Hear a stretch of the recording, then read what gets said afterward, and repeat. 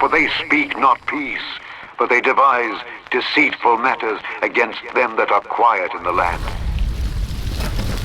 As planes flown by CIA pilots dropped bombs on Guatemala City, Edward Bernays carried on his propaganda campaign in the American press.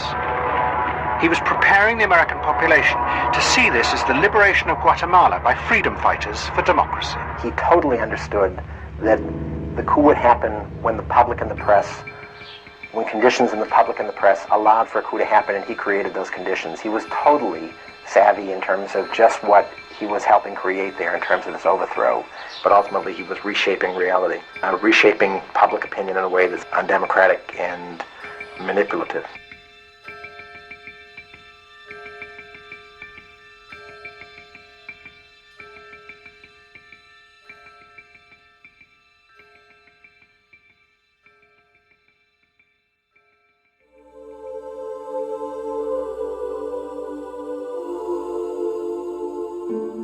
Shortly after the coup in Iran, the democratically elected government of Jacobo Arbenz in Guatemala was similarly overthrown. When Arbenz took office, 2.2% of Guatemalans owned 70% of the arable land.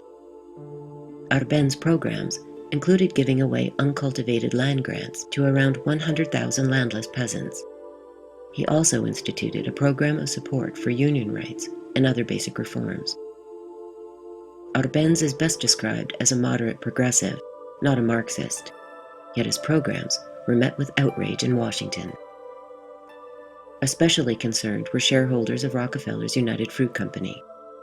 Under the dictator Jorge Ubico, United Fruit had established control of 42% of Guatemala's land and was exempted from taxes and import duties. The United Fruit Company really owned half the country, literally, and only a third of the land at the million-acre plantations, only a third of it was cultivated. On the other hand, you had several hundreds of thousands of landless Indian workers, rural workers, who were in dire poverty. The case of United Fruit presents a particularly glaring example of the evolving symbiotic relationship between powerful corporations and the American state.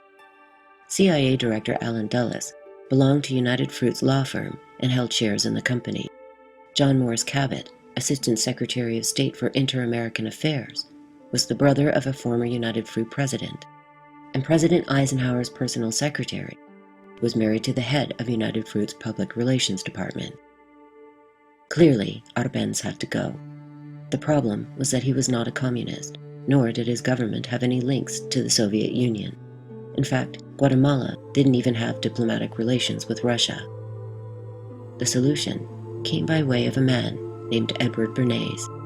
Known as the father of public relations, Bernays was a major figure in the development of advertising and propaganda. Bernays was completely comfortable helping to engineer and manage this overthrow of the elected government of Guatemala, and he was well aware of what had resulted from that. Bernays' strategy was to take the anti-communist model used during the coup in Iran and turn it into a media blitz. Bernays was offered huge sums of money to develop a propaganda campaign against Arbenz and the people of Guatemala. Shortly before the coup, articles began appearing in the New York Times, the Atlantic Monthly, the New York Herald Tribune, Newsweek, Time, The New Leader, and other publications concerning the growing influence of Guatemala's communists. Guatemala was the new battleground in the war against the Soviets. In Guatemala, the Jacob Arbenz regime became increasingly communistic after its inauguration in 1951. Communists in the Congress and high governmental positions controlled major committees, labor and farm groups, and propaganda facilities. They agitated and led in demonstrations against neighboring countries and the United States.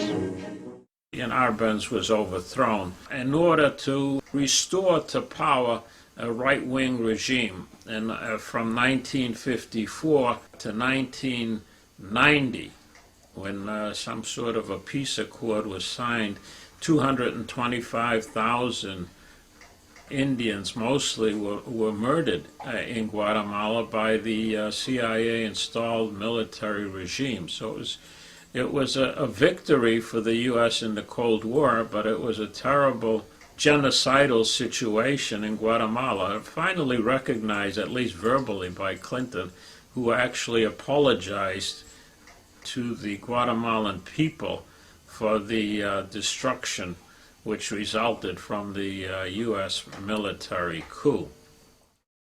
The most important thing to understand is how ideologies of U.S. ideologies of national security doctrine resonated with local ideologies that polarized and fragmented society with this notion of the internal enemy.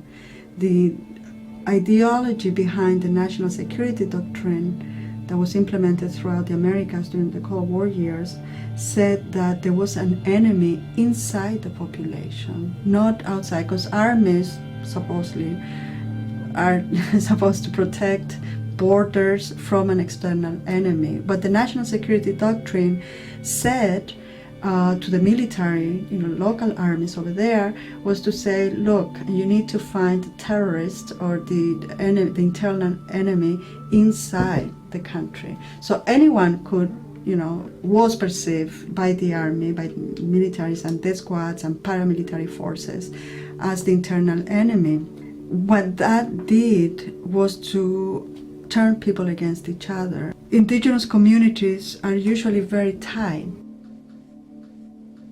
People rely on each other, families rely on each other. It's very different from the Western notion of neighborhoods or communities. In Guatemala, indigenous people depend on each other for survival. So when you insert fear and you insert within the community, at the heart of the communities, this notion of the internal enemy, the impact was terrible, again, because you fragmented families and entire communities that became suspicious to one another.